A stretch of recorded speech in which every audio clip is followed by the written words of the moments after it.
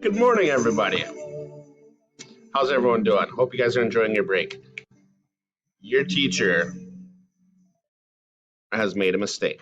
Um, as you guys are watching as you guys have been going through the PowerPoints, maybe you're missing something. I'm human. I messed up. Don't be mad at me. Um, Here's what I've done. I forgot to give you guys a PowerPoint. The main PowerPoint.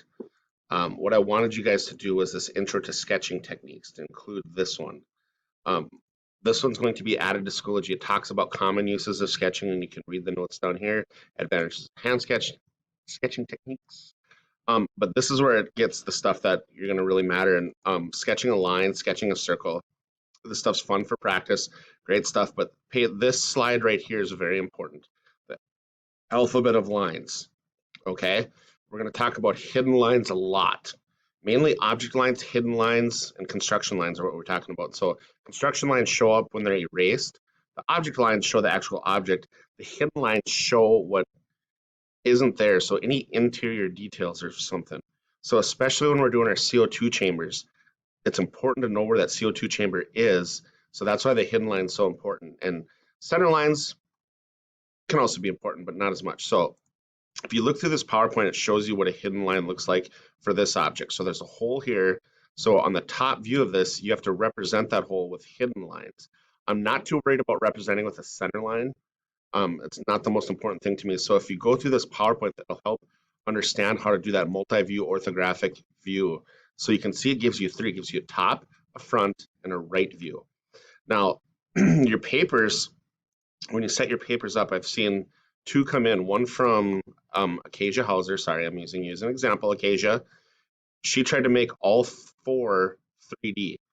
You only need this top right quadrant 3D, and that would be perfect. Then you want to make sure these are all adjacent. So then we're talking about 2 dimensions. Okay, and so I have an example that I just posted on here. Yep, I was in the right folder, actually. I don't know what I'm doing. This is mine. I just drew this morning. So what I want to have is adjacent lines. So that means this front is the same as the front here. So these lines match up with each other. It's exactly 4, 8, 10 squares across, which is 2.5 inches because each square is a 1/4 inch.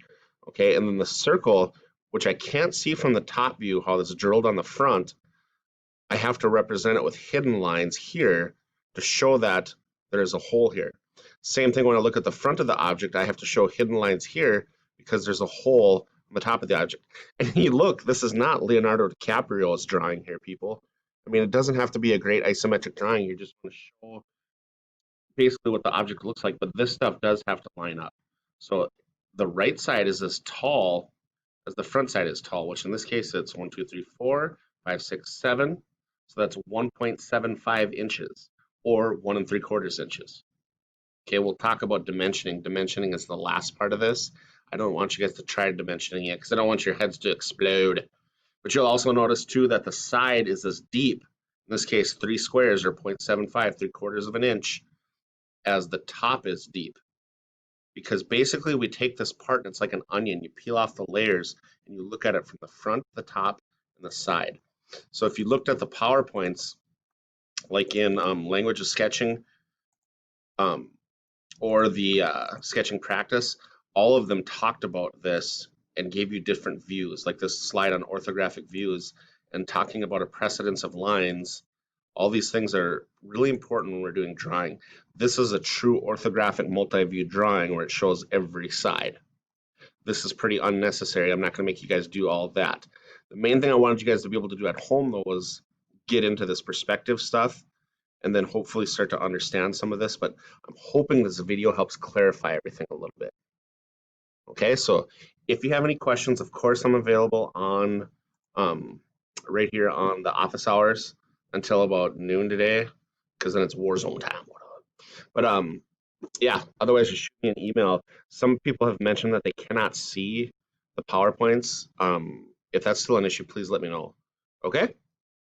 Have a great Thanksgiving. I'm so thankful and grateful for all of you. So miss you guys. Take care.